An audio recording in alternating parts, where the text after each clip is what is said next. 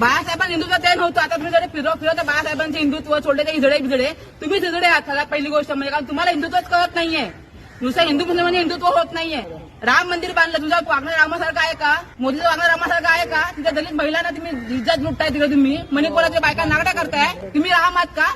कुठल्या जाऊन बदला मागताय? 10 वर्षात तू काय केलं ते सांग लोकांना.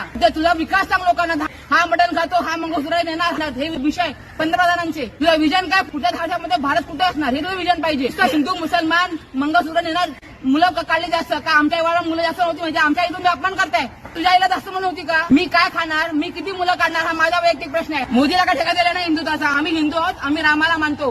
तुझा तू म्हणजे आम्हाला म्हणणार आम्ही हिंदू आहोत की आम्ही देशद्रोह की आम्ही कोण आहोत ते. दिस इज राईट ऑर रॉंग? मोदीचे मुद्दे काय आहेत? मटण खातो, मंगळसूत्र नेतो. अरे तू 10 वर्ष सत्तेमध्ये आहेस ना, तू काय केलं?